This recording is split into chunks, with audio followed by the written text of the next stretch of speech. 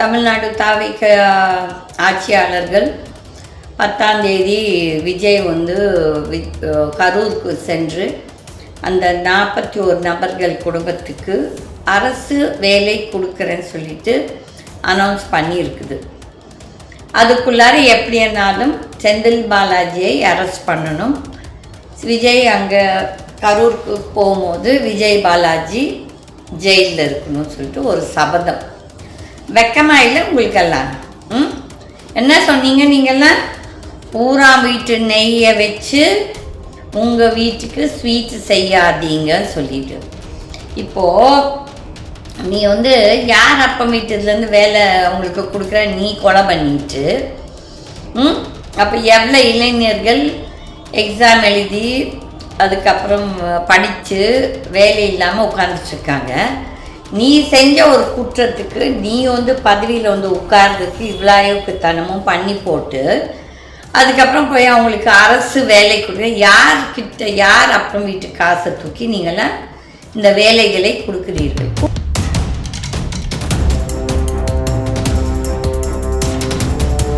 ஏதோ ஒரு எவிடன்ஸை கலைக்கிறது தான் இது செய்கிறாங்க. இந்த சென்ட்ரல் கவர்மெண்ட், ஹோம் மினிஸ்ட்ரி, நீங்கள்லாம் என்ன பார்த்து கொண்டு இருக்கிறீர்கள்? சிபிஐ எல்லாம் நீங்கள் வந்து இது கண்டிப்பாக இதை எதிர்த்து நிறுத்தணும்.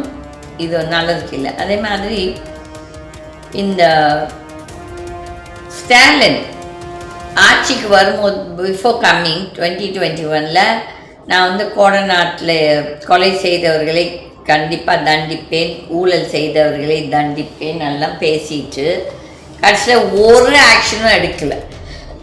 அப்போது ஸ்டாலினும் எந்த ஒரு விதத்திலும் பெரிய என்ன சொல்கிறது யோகிய சிகாமணின்னு சொல்ல முடியாது. இல்லாட்டி அந்த நாளுக்கு முதுகெலும் இல்லை, தைரியம் இல்லை ஆக்ஷன் எடுக்க.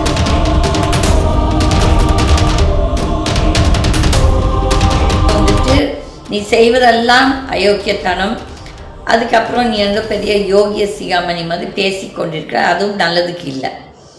அதுக்கப்புறம் இந்த ஜெயலலிதா அவர்கள் வந்துட்டு எங்கேயோ ஒரு இடத்துல சொல்லியிருக்கிறாங்க, தகுதியற்றவர்களுக்கு பதவி கிடைச்சா எப்படி பிஹேவ் பண்ணுவாங்க சொல்லிட்டு. அந்த காணொலி நான் போடுறேன் என்னோட இதுக்கு கீழே.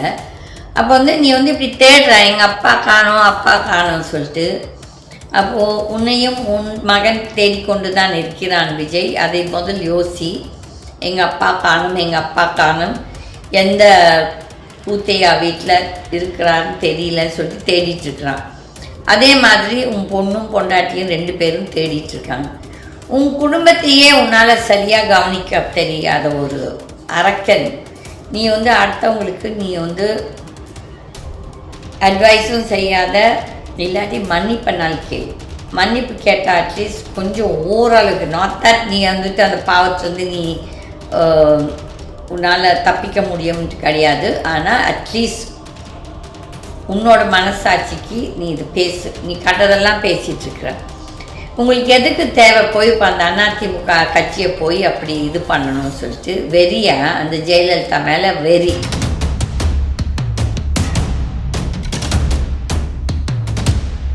கடவுளே, எந்த மாதிரி அயோக்கியர்களே நீ சப்போர்ட் பண்ணுறேன்னு சொல்லிட்டு அந்த ஒரு கோபம் இருக்குது எனக்கு.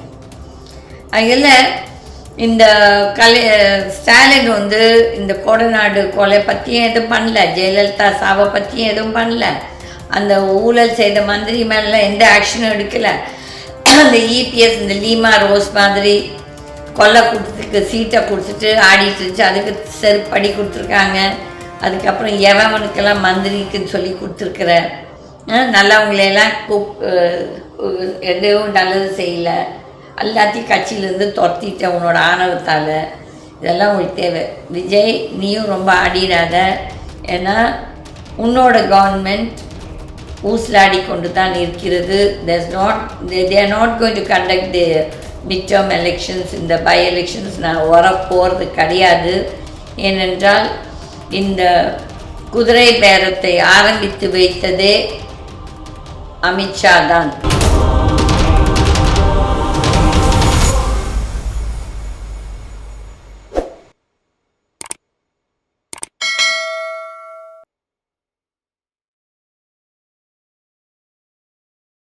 வணக்கம். Geetha TV and Swatantra party நேயர்களுக்கு. இப்போ வந்துட்டு இந்த தமிழ்நாடு தாவிக ஆட்சியாளர்கள் 10ஆம் தேதி விஜய் வந்து கரூருக்கு சென்று அந்த 41 நபர்கள் குடும்பத்துக்கு அரசு வேலை கொடுக்குறேன்னு சொல்லிட்டு அனௌன்ஸ் பண்ணியிருக்குது. அதுக்குள்ளார எப்படின்னாலும் செந்தில் பாலாஜியை அரெஸ்ட் பண்ணணும். விஜய் அங்கே கரூருக்கு போகும்போது விஜய் பாலாஜி ஜெயிலில் இருக்கணும்னு சொல்லிட்டு ஒரு சபதம். வெக்கமாக இல்லை உங்களுக்கெல்லாம்? என்ன சொன்னீங்க நீங்கள்லாம்?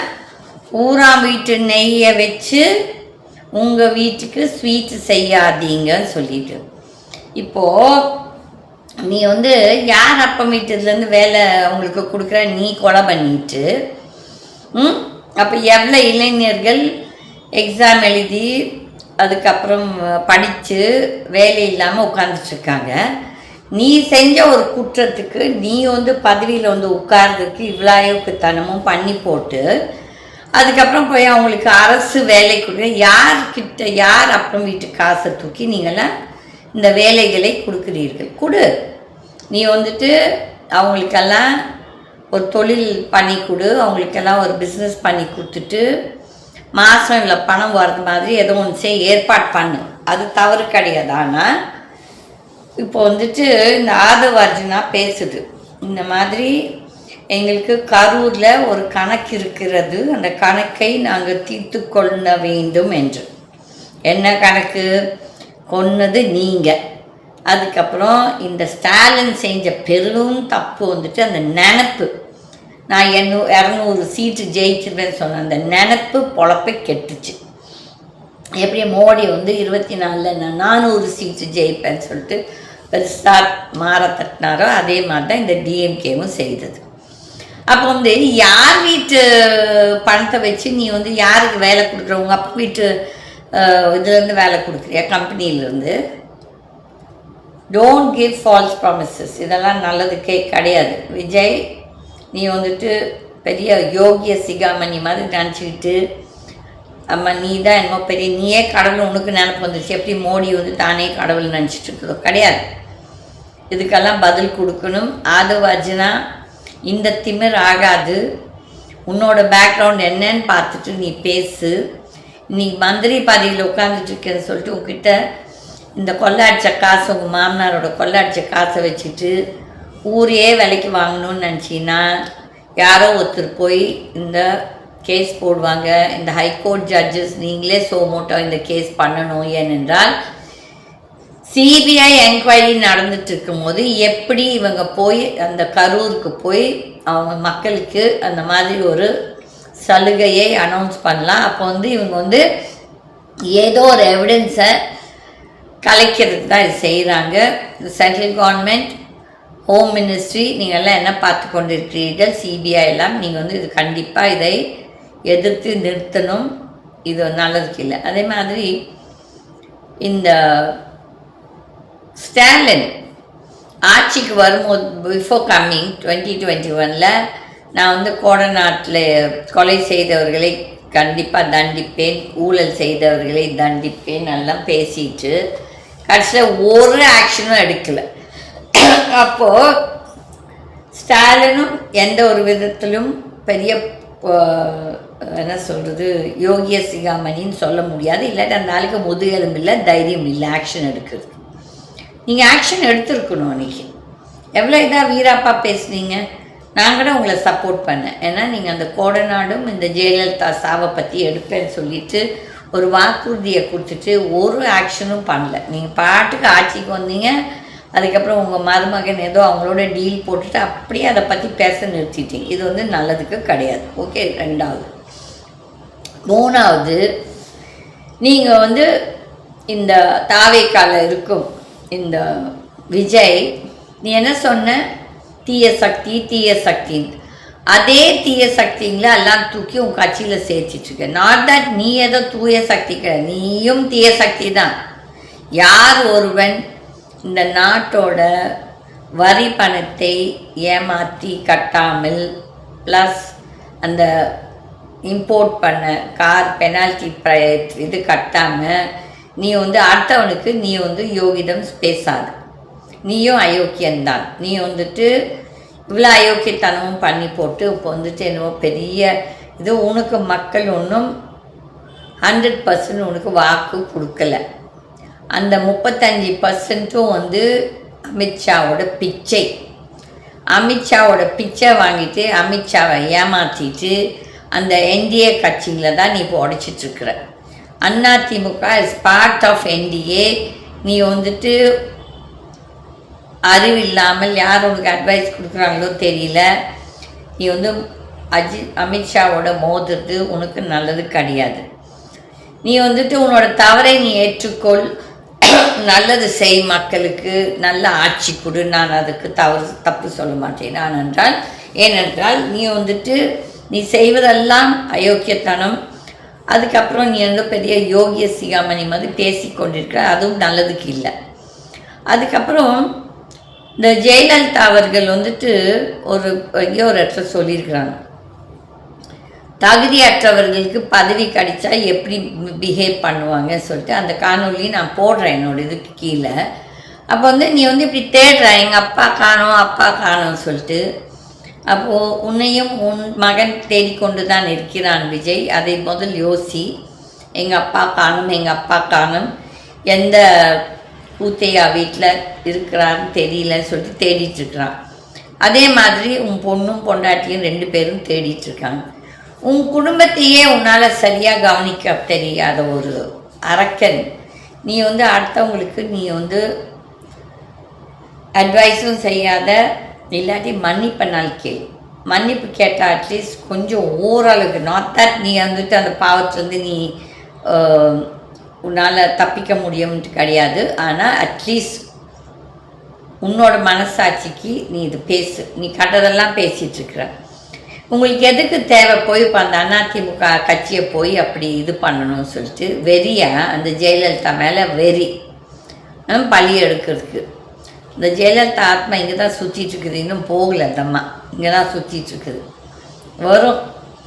எப்படி அந்த அதிமுகவில் இருப்பவர்கள், அன்றைக்கே நான் சொன்னேன் 2019-16 சொன்னேன், நம்ம செத்த உடனே சொன்னேன், இந்த அதிமுகவில் இருக்கும் எல்லோருமே துரோகிகள். அவங்க தலைவிக்கு நடந்த ஒரு என்ன சொல்கிறது ஒரு அவல நிலை, அதை பற்றி யாருமே தட்டி கேட்கல. அதை செய்யாமல் இன்றைக்கு வந்து எல்லாரும் பேசி கொண்டிருக்கிறார்கள். இபிஎஸ்க்கும் தேவை.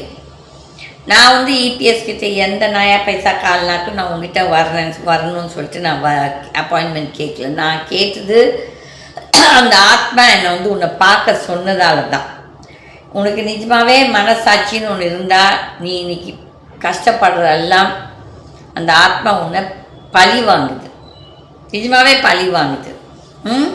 இந்த கட்சி, அந்த அதிமுக கட்சி அன்றைக்கு 90 நான் காப்பாற்றியிருக்காட்டி கட்சி சின்ன பின்னான்னு போயிருக்கும்.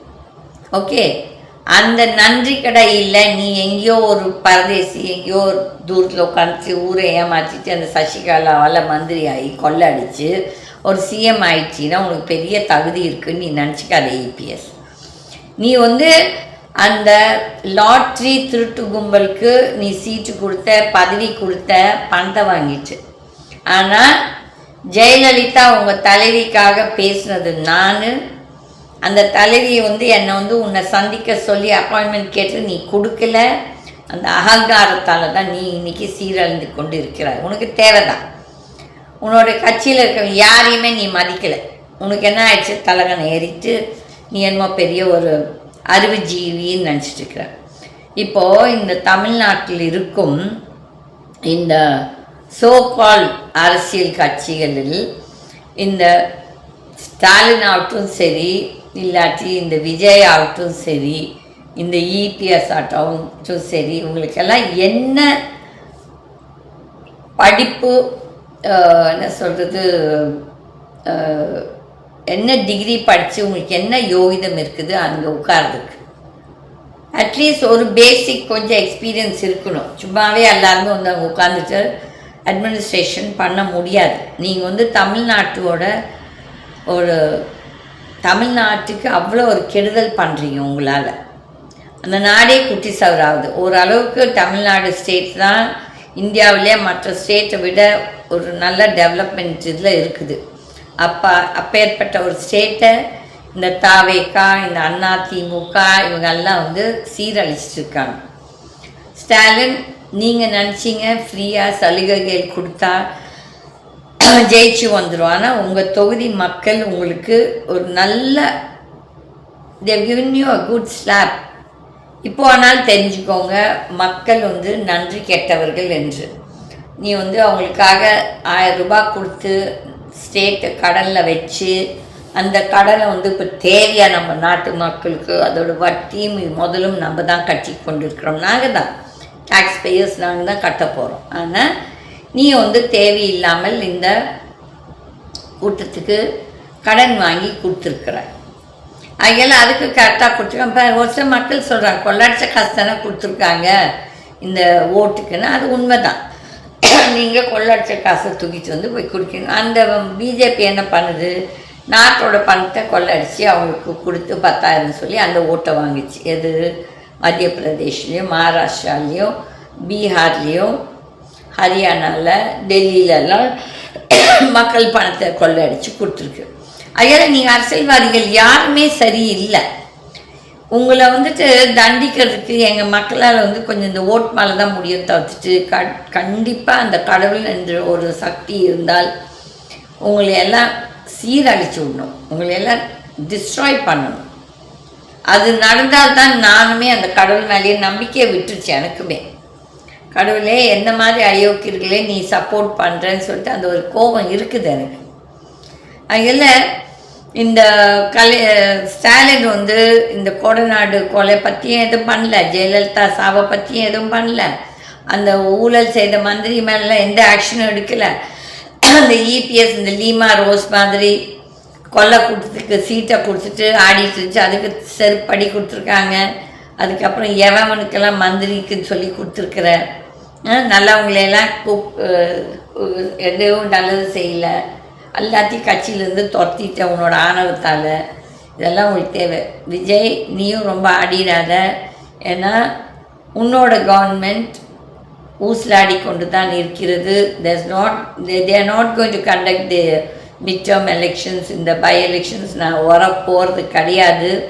ஏனென்றால் இந்த குதிரை பேரத்தை ஆரம்பித்து வைத்ததே அமித்ஷா தான், நாட் செந்தில் பாலாஜி யாருமே கிடையாது. இது அமித்ஷாவோட ஆட்கள் தான் இதை செய்திருக்கிறார்கள். அமித்ஷா வந்து உன்னை அழிக்காமல் விட மாட்டார். அந்த ஆள் நீ வந்துட்டு அந்த ஆள் மேலே கையை வச்சுட்ட. அதே மாதிரி ஆதவ் அர்ஜுனா, உனக்கு வாய் அடக்கம் இருக்கணும்.